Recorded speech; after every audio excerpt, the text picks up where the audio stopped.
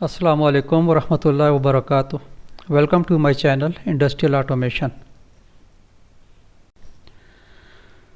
आज के लेक्चर में हम जो है डिवीजन कमांड को सीखेंगे। इसका जो निमानिक है div div है। तो चलें पहले इसका सिंटैक्स देख लेते हैं।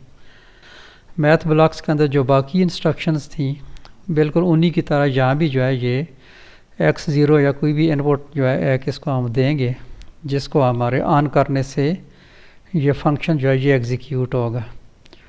तो निमोनिक्स इसका जो है ये div div और ये 16 बिट के लिए होता है।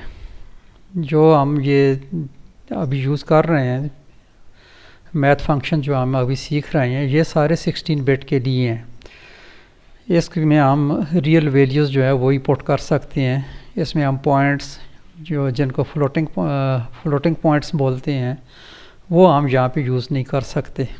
तो 16 बिट के अंदर जो है हम ये यूज़ कर रहे हैं। तो इसमें div है। अगर हम 32 बिट के लिए यूज़ करेंगे तो यहाँ पे हम div डबल डी आएगा यहाँ पे।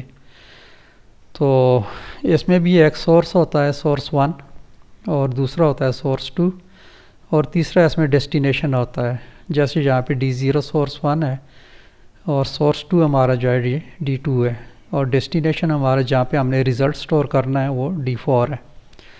तो ये है इसका निमोनिक। अब चलते हैं हम अपने GX डेवलपर में। तो लास्ट वीडियो में हमने ये एक इंस्ट्रक्शन यूज़ की थी मल्टीप्लिकेशन के लिए। तो इसी को थोड़ा मॉडिफाई कर लेते हैं ताकि हमारा टाइम जो है वो ज़्यादा कंज्यूम ना हो। तो इसको एडिट कर लेते हैं। यहाँ पे पहले हम राइट मोड में जाएंगे और यहाँ पे हम इसमें चेंज करेंगे div।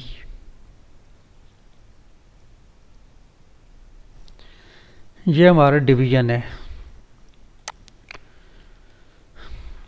डिवीज़न किस में होनी है? D0 के अंदर जो वैल्यू होगी उसको डिवाइड करेगा D3 और उसका रिज़ल्ट जो स्टोर होगा D10 में होगा। ओके करेंगे। और दूसरा हम कांस्टेंट यूज़ करके भी देख लेते हैं। यहाँ पे दूसरी इंस्ट्रक्शन जो है यहाँ हम कांस्टेंट के लिए यूज़ कर लेते हैं यहाँ पे। तो कांस्टेंट के लिए हम D की जगह हम जो है यहाँ पे ले लेंगे K। सपोज K 100 है और यहाँ पे हम ले लेते हैं K 20 और इसको D22 में स्टोर कर लेते हैं। यहाँ से इसको हम थोड़ा चेंज कर लेते हैं क्योंकि ये तो एक साथ ही जो है इसको ऑन कर देता है। तो यहाँ इसको हम अलग इनपुट देना चाहते हैं। तो इसको डिलीट करेंगे, वर्टिकल लाइन को एक लाइन है इसको डिलीट करेंगे और यहाँ पे हम इसको एक इनपुट दे देते हैं LDX4। तो लॉजिक हमारी तैयार हो गई है। इसको अब कन्वर्ट करते हैं और सिमुलेशन ऑन करते हैं।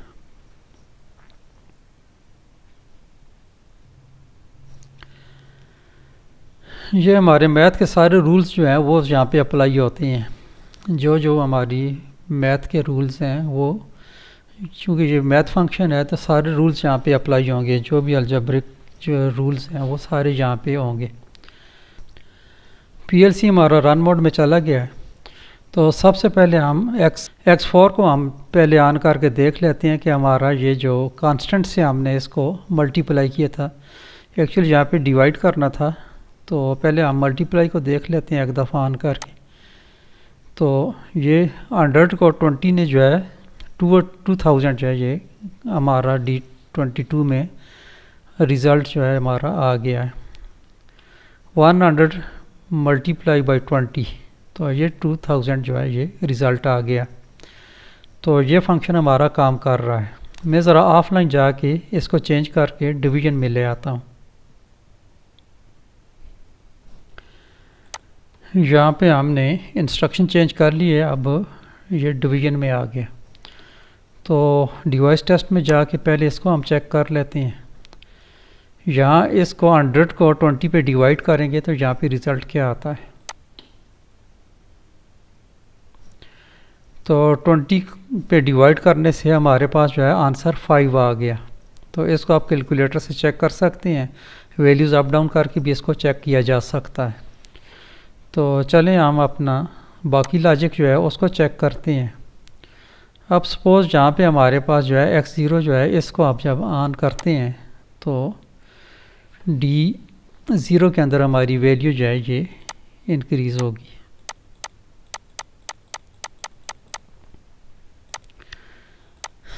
अभी हमारी 7 आ गई, 8 आ गई,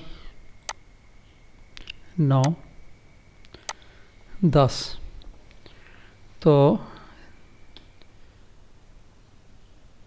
ये हमारी वैल्यू जो है ये आ गई है D10। D0 के अंदर जो है ये 10 आ गई। तो दूसरे काउंटर को आप मूव करते हैं C1 को। अब इसके साथ साथ आपने जो है ये रिज़ल्ट चेक करना है। एक दफ़ा ऑन किया तो ये 1 से जो है डिवाइड हुआ 10, तो 10 रहा, आंसर 10 आ गया। अब 2 पे करेंगे, 10 को 2 पे डिवाइड किया तो हमारे पास आंसर आ गया 5। अब इसको 3 पे करते हैं। अब 3 पे जो हमने इसको डिवाइड किया 10 को, तो ये हमारा एग्जैक्ट आंसर नहीं आता है यहाँ पे। इसको जो अगर हम करेंगे तो ये 9 आता है, एक जो है ये रिमेनिंग होता है, 1 जो है वो रिमेनिंग में आता है।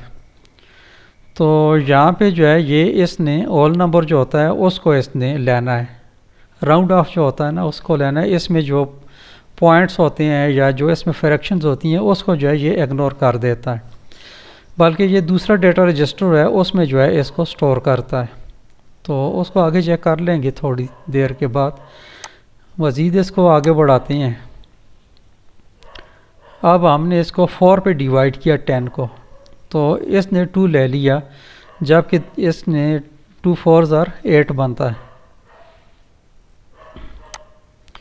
तो 2 4s 8 बनता है, 8 इसने नहीं, इसने 8 जो है उसको कंसिडर नहीं किया, तो 2 जो है इसने बीच में से उसको गायब कर दिया। उसको चेक कर लेते हैं। उसके लिए हम मॉनिटर, बैच मॉनिटर में जाएंगे और उसको देख लेते हैं। एंट्री डेटा मॉनिटर पे जाएंगे, यहाँ पे हम इसको रजिस्टर करेंगे devices D0, D1, D2, D3, D4, D10, D9। जो डेटा रजिस्टर हमारे यूज़ हो रहे हैं हम उनको देख लेते हैं। तो सपोज़ हमारा जो है D10 के अंदर रिज़ल्ट इसका शायद आ रहा था, तो उसको अभी हम स्टार्ट मॉनिटर करेंगे, डिवाइस टेस्ट में जाएंगे और यहाँ पे हम इसको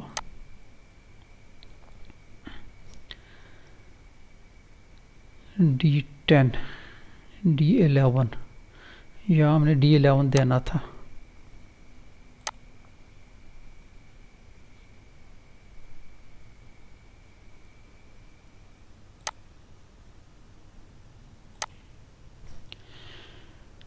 तो D11 आ गया। अब हम इसको 9 और 8 को हम डिलीट कर देते हैं, 8 को भी डिलीट कर देते हैं।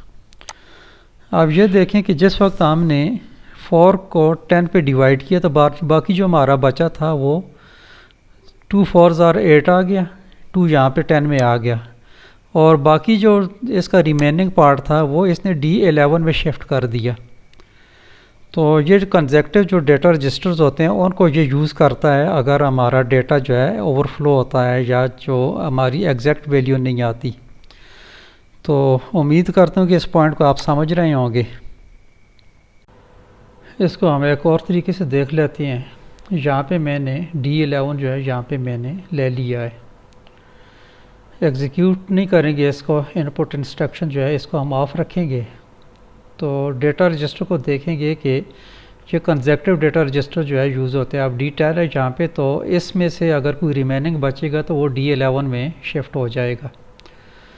तो अभी हम इसका एक्सपेरिमेंट करते हैं। यहाँ पे C0 के काउंट्स जो है इस वक्त 10 है। तो 10 का मतलब यह है कि D0 में हमारा 10 मूव हो गया। अब D3 के अंदर जो है हमारा अभी 1 है। तो इसको जब हम इस पे डिवाइड करेंगे तो x से इसको अगर डिवाइड करेंगे तो 10 ही आएगा आंसर। और इसको हम चेंज करके देखते हैं। एक काउंट हमने मज़ीद इसका आगे बढ़ाया तो 2 आ गया। 2 पे जब 10 को डिवाइड किया तो ये 5 आ गया इसका आंसर। रिमेनिंग 0 है क्योंकि ये पूरा डिवाइड हो गया। अब 3 पे डिवाइड करते हैं इसको। ये यहाँ पे वैल्यू आ गई 3, D3 के अंदर वैल्यू 3 आ गई। तो इसको 10 को जो है 3 पे डिवाइड किया तो 3 3 और 9 आ गया। और 9 में से 10 में से 9 माइनस किया तो हमारे पास रिमेनिंग 1 आ गया, जो इसने D11 के अंदर शिफ्ट कर दिया। तो ये चीज़ मैं आपको शो करना चाह रहा था कि कंसेक्टिव डेटा रजिस्टर जो है ये उसको यूज़ कर लेता है। नेक्स्ट, अगर यहाँ से कोई रिमेनिंग बचता है तो ये इसको D11 में ले आएगा। तो प्रोग्रामिंग जब भी करें तो आपने D10 के बाद जो डेटा रजिस्टर है उसको इसके लिए एम्प्टी छोड़ना है, क्योंकि इसका जो भी रिमेनिंग होगा वो इसमें शिफ्ट होता जाएगा। अगर आपने कहीं और यूज़ किया हुआ है तो ये फिर एरर आएगा, इसमें रिज़ल्ट ठीक शो नहीं होगा। तो इसको मज़ीद चेक कर लेते हैं, एक और इसका इंक्रीमेंट करते हैं। अब 4 हो गया। 4 पे जब 10 को जो है डिवाइड किया तो 2 4 आर 8 और 10 में से 8 माइनस किया तो 2 रिमेनिंग जो इसने D11 में शिफ्ट कर दिया। मज़ीद करके देखते हैं। 5 जो है ये पूरा डिवाइड हो गया। 5 2 आर 10 और रिमेनिंग कोई नहीं बचा तो यहाँ पे इसने 0 कर दिया। 6 करेंगे तो 6 में इसने इसको डिवाइड किया तो 6 1 आर 6, बाकी रिमेनिंग जो है वो जो 4 बचा वो यहाँ पे आ गया। तो उम्मीद करता हूँ कि इस वीडियो की आपको अच्छे तरीके से समझ आ गई होगी जो मैं आपको समझाना चाह रहा था। एक्सपेरिमेंट कीजिए इसके डिफरेंट वैल्यूज़ के साथ और डिफरेंट जो है सेटअप जो है बना के इसको चेक करें। और जितना आप इस पे जो है ये तजर्बा करेंगे आपको उतना कॉन्सेप्ट क्लियर होता जाएगा। तो इस वीडियो में फ़िलहाल इतना ही। मिलते हैं इंशाल्लाह नेक्स्ट वीडियो में। अपना बहुत सारा ख्याल रखिएगा। Take care. अल्लाह हाफिज़। अस्सलामु अलैकुम वरहमतुल्लाहि वबरकातुहू।